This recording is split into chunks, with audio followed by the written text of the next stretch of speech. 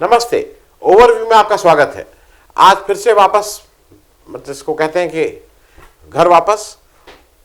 तो आज के 3 मुख्य प्रश्न। क्या सिर्फ रस्म अदायगी है महात्मा गांधी को याद रखना? दूसरी बात, क्या उत्तर प्रदेश बनता जा रहा है पुलिस स्टेट? और तीसरी बात, कितने टिकाऊ हैं सिद्धू कैप्टन अमरिंदर सिंह के जाने के बाद? तो सबसे पहले गांधी की बात कर लें।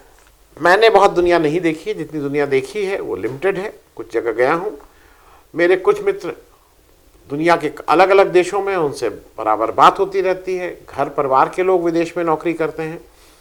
और एक बात के लिए अक्रॉस दी लेवल लोगों का कहना है कि दुनिया में अगर 2 चीजें हिंदुस्तान की जिसके बारे में लोग जानते हैं, उसमें पहला नाम, हालांकि ये कंपैरिजन मैं नहीं कर रहा हूं, उसमें गांधी और बुद्ध, ये 2 लोगों से हिंदुस्तान आइडेंटिफाई होता है। आप किसी दूसरे दूर दराज के देश में जाते हैं, वहां लोग गांधी को के कई उदाहरण देते हैं, गांधी के उस नॉन वायलेंट स्ट्रगल की बात करते हैं, गांधी को अपने जीवन में किस तरह से उतारें इसकी बात करते हैं। और ये एक बार नहीं है, ये दुनिया के सारे देशों में है। और धीरे धीरे अगर आप देखिए तो ये सारे देश जो बड़े लोकतांत्रिक देश हैं, जो तरक्की पसंद देश हैं, वो ये सब देख रहे हैं कि रास्ता केवल गांधी का ही है, गांधी के अलावा कोई रास्ता नहीं है। आज 2 महापुरुषों की जयंती होती है, महात्मा गांधी की और लाल बहादुर शास्त्री की। और महात्मा गांधी जैसे सूर्य के सामने, मतलब इतने तेजस्वी के सामने, जब लाल बहादुर शास्त्री जी की भी जन्मदिन उस दिन होता है तो वो थोड़ा मुश्किल होता है, क्योंकि अगर 2 अक्टूबर की जगह लाल बहादुर शास्त्री का जन्मदिन 3 अक्टूबर या 1 अक्टूबर होता तो शायद जिस स्केल पे मनाया जाता उससे कहीं ज़्यादा स्केल पे लोगों को होता। लेकिन चूंकि गांधी पहले पैदा हो गए, गांधी और गांधी के पद चिन्हों पे शास्त्री जी भी चले। शास्त्री जी के बारे में मैं 2 बातें जल्दी से करके आगे बढ़ूंगा। बहुत से लोगों को शायद एक चीज़ अंदाज नहीं है कि शास्त्री जी की अभूतपूर्व दक्षता थी संगठन की। ये मालूम नहीं कितने लोगों को मालूम है, जो कांग्रेस के पुराने लोग हों या उनसे बात करिए, किताबें पढ़िए। शास्त्री जी शुरू जब देश आज़ाद हुआ और नए मंत्रिमंडल बन रहे थे, तो शास्त्री जी शुरू में उत्तर प्रदेश में मंत्री थे, लेकिन नेहरू जी ने इनको पिक किया, सेंट्रल ले गए। और शास्त्री जी ने 52 का इलेक्शन, 57 का इलेक्शन और 62 का इलेक्शन, ये 3 जो जनरल इलेक्शन थे, उसकी जो मूल धुरी थे, जिसके इर्द गिर्द सारा इलेक्शन घूमा था और कांग्रेस ने जबरदस्त जीत हासिल की थी, उसके मुख्य केंद्र में शास्त्री जी थे। ये ध्यान रखिएगा। Nehru was a campaigner, Nehru leader बड़े थे जिनके नाम पे सारा कुछ होता था, लेकिन ग्रास रूट लेवल पे कौन कैंडिडेट होना है, कैसे कैंपेन चलना है, किसको कहाँ भेजना, ये शास्त्री जी करते थे। और उनकी संगठनात्मक क्षमता मतलब वो अतुलनीय थी। वो क्यों नहीं लोगों को ज़्यादा पता है, इसका मुझे कोई कारण समझ नहीं आता। बाकी उनकी आम आदमी जैसे रहना सहना, बहुत ही ज़मीन से जुड़े रहना, वो सब तो बातें हैं ही जो सबको पता है। अब बात कर लें थोड़ी महात्मा गांधी की। आज का जब एक खबर ये भी आ रही है कि आज का जो टॉप ट्रेंडिंग है वो गोडसे जी हैं। वो गोडसे जिन्होंने गांधी की हत्या की और फिर मैंने गांधी को क्यों मारा और गांधी वध की बात करने लगे। हत्या और वध का जो आप लोग समझते हैं वो सब हुआ। और इस देश में उनकी वकालत करने वाले भी अच्छी मात्रा में आपको मिल जाएंगे। कैमरे पे तो गांधी गांधी करना है, क्योंकि उसके सिवा, गांधी के सिवा कोई रास्ता नहीं है। आज पूरा शहर, लखनऊ शहर, गांधी जी के को शत नमन, गांधी जी कर रहे हैं। इलेक्शन सामने आ गया है तो अब गांधी जी याद आ रहे हैं। अभी हाल के दिनों में आपने देखा कि जब अमेरिका गए हमारे प्रधानमंत्री जी, तो बाइडेन भी उनको गांधी की ही याद दिला रहे थे। ये भी अच्छा, एक अजीब सी चीज़ होती है जो मुझे नहीं समझ में आती है। आज हमारे जो मुख्यमंत्री हैं योगी जी, वो भी गांधी जी, पूरे गांधी जी छाए हुए हैं। और उसी पार्टी के स्पीकर हृदय नारायण दीक्षित गांधी जी के प्रति जिस तरह की बात करते हैं, मैं पहले भी बोल चुका हूं, आप लोग गूगल करके देख लीजिएगा, गांधी जी के बारे में जो बहुत ही निम्न स्तर का कमेंट करते हैं। अगर सही में गांधी की बात में और गांधी का सबसे बड़ी बात ये थी, सच बोलो। तो अगर सच बोलने की हिम्मत है तो हृदय नारायण दीक्षित जी से अगर आप निकाल नहीं सकते हैं तो कम से कम उससे ये तो कह ही सकते हैं कि वो अपने इस जो उन्होंने स्टेटमेंट दिया था उसके लिए कम से कम देश से माफ़ी मांगे। और केवल गांधी से नहीं माफ़ी मांगे, क्योंकि उन्होंने वहाँ एक फिल्म जगत की एक स्टैब्लिश्ड अभिनेत्री के बारे में भी इस तरह की अपमानजनक बातें कही थी, उनको उस महिला से भी माफ़ी मांगनी चाहिए। खैर, मैं फिर आ जाऊँ मुख्य गांधी की बात पे, क्योंकि आज एक अच्छा ये क्या हो रहा है ना, एक चीज़ शायद समझ में नहीं आ रही है। जब आप झूठ बोल, गांधी का सारा दर्शन है वो सत्य से शुरू होता है। गांधी की अहिंसा सत्य से शुरू होती है। गांधी का ग्राम स्वराज सत्य से शुरू होता है। और अगर कोई समूह, व्यक्ति, कोई संस्था जो केवल झूठ बोले और बोले कि उसको झूठ बोल बोल के वो गांधी के चेले हो जाएंगे, नहीं होंगे। आपको अपने एक्शन में, अपने चरित्र में, अपने आचरण में गांधी को ढालना होगा, जो बहुत मुश्किल चीज है, बहुत मुश्किल चीज है। आज मैं इसलिए इस बात को कह रहा हूं कि एक पार्टी है, उसकी आईटी सेल वालों को कुछ रोकना पड़ेगा, किसी को कहीं अंकुश लगाना पड़ेगा, उसको एक डायरेक्शन देना होगा कि क्या करो। गांधी किसी का कॉपीराइट नहीं है, पहली चीज ये, गांधी पूरे देश के हैं। अब बात आती है कि एक तरफ गांधी को गाली दो, एक तरफ गोडसे जिंदाबाद करो और दूसरी तरफ गांधी गांधी करो, ये थोड़ा कंट्राडिक्टरी लगता है। और फिर लगता है कि आप केवल लिप सर्विस कर रहे हैं, आप में ईमानदारी और नैतिकता नहीं है। ये बात मैं इसलिए कह रहा हूं कि बहुत सी छोटी छोटी जगहों पे ये हो रहा है। आपके आईटी सेल को क्या जरूरत थी न्यूयॉर्क टाइम्स के एक झूठे एडिटोरियल को छापने की, जिसमें न्यूयॉर्क टाइम्स के अपनी तरफ से खंडन आया कि नहीं नहीं, ये जो कहा जा रहा है ये बिल्कुल झूठा। और पूरे विश्व में हो सकता है इसके 10-20 करोड़ लोगों ने इसको देखा हो और उसको देख के लोगों ने माना हो कि भाई वाह वाह, न्यूयॉर्क टाइम्स भी छाप रहा है। लेकिन आपने विदेश में हिंदुस्तान की क्या छवि का क्या हिसाब कर दिया। पूरी दुनिया हंस रही है हमारे ऊपर।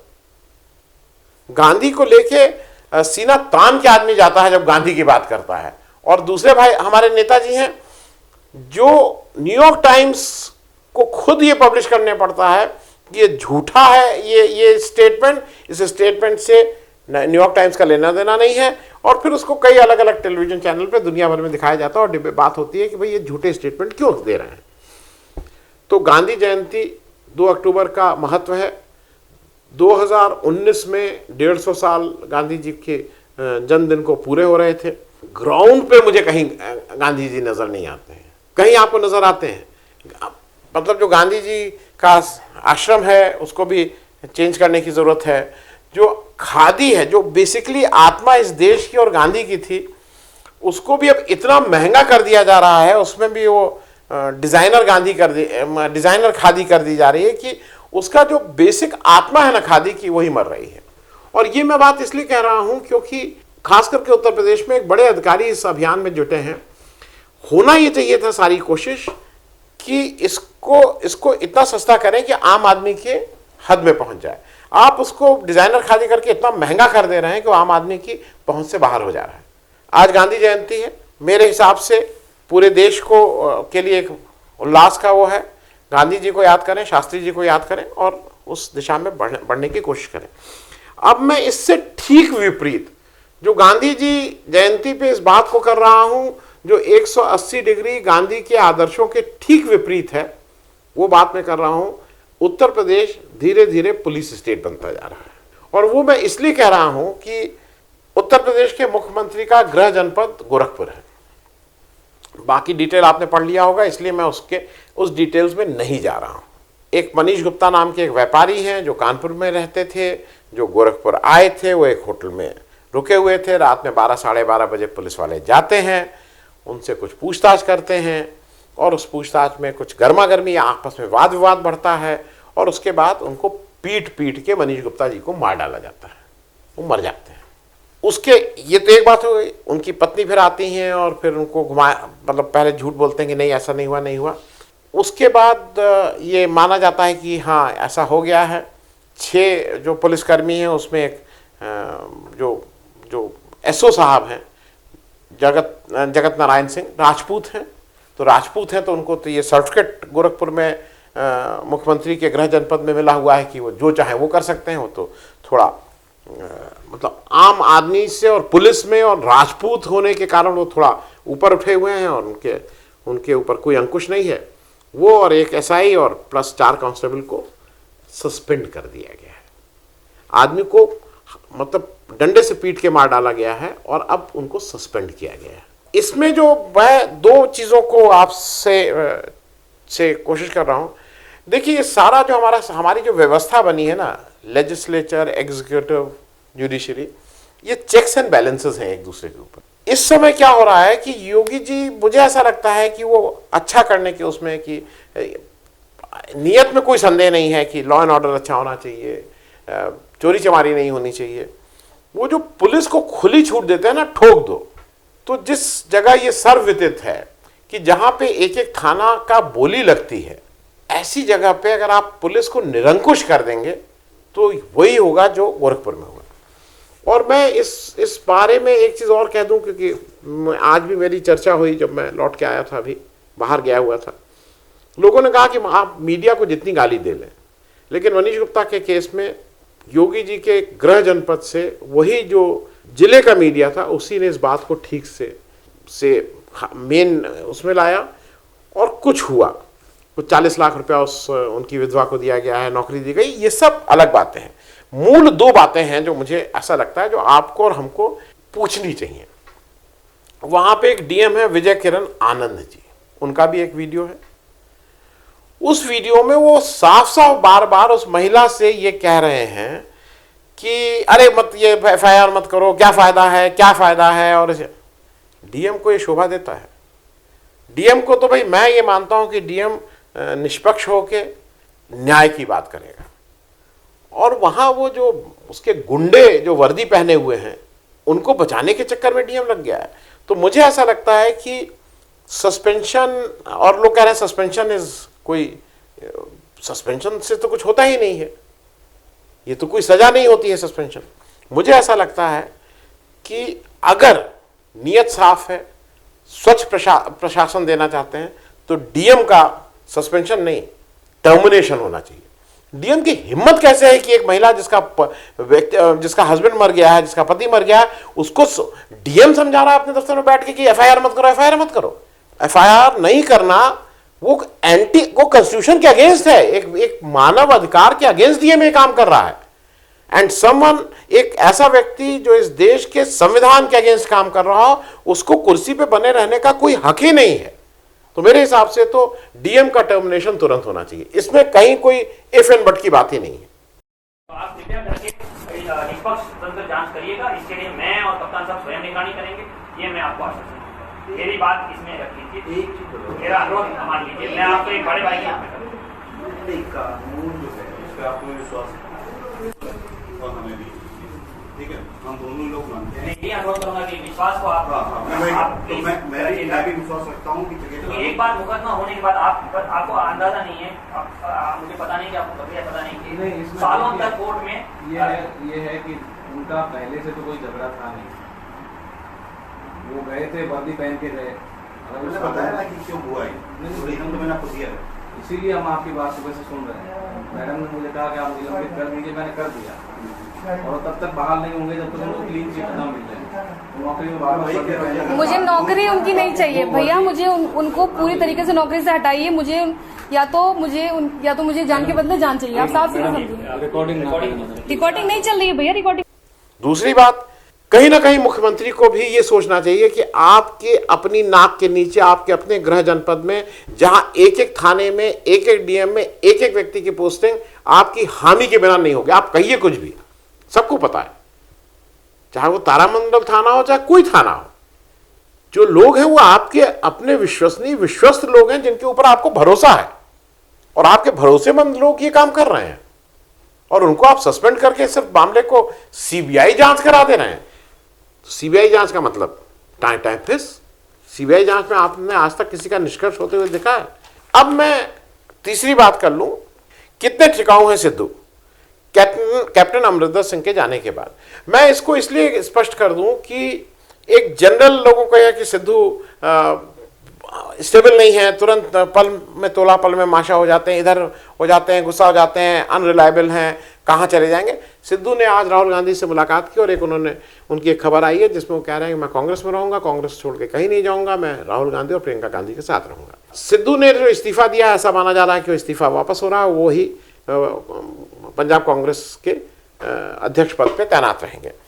लेकिन जो ज़्यादा इम्पोर्टेंट बात है और जो शायद इस बड़ी खबर के पीछे आम जन तक नहीं पहुंची, जो इसको क्लोजली फॉलो कर रहा है उसको तो पता है, लेकिन जो क्लोजली फॉलो नहीं कर रहा है उसको मैं बता दूं, सिद्धू जी ने जिन वजहों से इस्तीफा दिया था वो वजह जायज थी, लेकिन इस्तीफा दे के अपना विरोध प्रदर्शन करना मेरे हिसाब से ठीक नहीं था, क्योंकि वो एक पार्टी के आप मुखिया के रूप में थे, तो इसको करने से आपकी पार्टी कमजोर हो रही थी।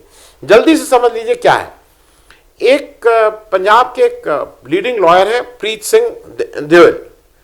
प्रीत सिंह देओल जो हैं वो फॉर्मर डीजीपी, वहां के एक पुराने डीजीपी थे सुमेध सैनी, और एक सस्पेंडेड आईजी हैं परमराज सिंह उमरंगल।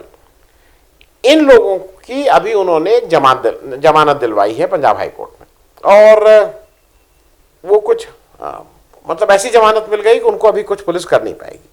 इन लोगों के ऊपर आरोप है, और खास करके सुमेध सैनी के ऊपर आरोप है 2015 की पुलिस फायरिंग का। उसके पहले इनके ऊपर दर्जनों आरोप हैं जहां पे पुलिस कस्टडी से आदमी गायब हो जाता है, फिर आज तक मिला नहीं है, किसकी हत्याएं हुई हैं, इनकाउंटर हुए, इत्यादि इत्यादि। सैनी जी की इस मामले में बहुत ख्याति प्राप्त है, जो पुराने डीजीपी थे।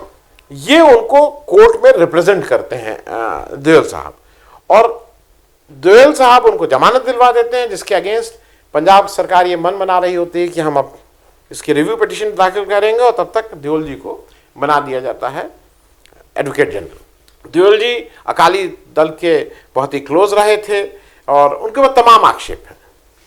ऐसा कहा जाता है कि सिद्धू बैक कर रहे थे डीएस पटवालिया को, जो सिद्धू के वो वकील हैं जिन्होंने जब सिद्धू का एक रोड वाला, आपको याद है ना कि मुक्का मार दिया था एक आदमी, उस समय इनके वकील थे, ये उनको चाहते थे। लेकिन देओल को आम इन जनरल कोई नहीं चाहता था, क्योंकि देओल सस्पेक्टेड है। देओल का ये है कि भाई इन्होंने बहुत से लोगों की हत्या का दोष इनके ऊपर है, लेकिन चन्नी साहब ने जो भी समझ के इनको बना दिया। तो एक तो ये विरोध था।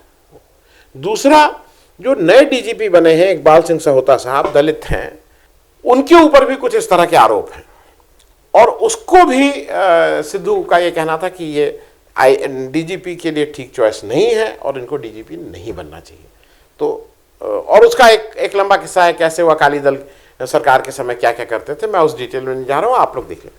तो दोनों इश्यूज तो वाजिब थे, दोनों इश्यूज जायज थे जो सिद्धू ने उठाने चाहिए थे, लेकिन इस्तीफा देके अपनी पार्टी को कमजोर करने का जो उन्होंने काम किया था वो शायद बहुत से लोगों को, और मुझे भी, किसी के भी गले नहीं उतरा है। आज के लिए सिर्फ इतना ही। अब रेगुलर शोज में बिल्कुल जैसे टाइम होता है वैसे ही चलेंगे। मंडे को फिर से मुलाकात होती है। Thank you so much. अगर आपको दी पब्लिक के कार्यक्रम पसंद आते हैं तो इन्हें लाइक करें। अगर आप इस वीडियो को यूट्यूब पर देख रहे हैं तो चैनल को सब्सक्राइब करें, और अगर आप इसे फेसबुक पर देख रहे हैं तो दी पब्लिक के पेज को लाइक करें। अगर आप चाहते हैं कि हम निष्पक्ष पत्रकारिता को जारी रखते हुए आपसे जुड़े मुद्दों पर सवाल उठाते रहें तो हमें सहयोग करें। आपका छोटा से छोटा सहयोग भी इस मुहिम को जारी रखने में हमें ताकत देगा। डोनेट करने के लिए डिटेल्स जो हैं वो डिस्क्रिप्शन बॉक्स में दी गई हैं। धन्यवाद।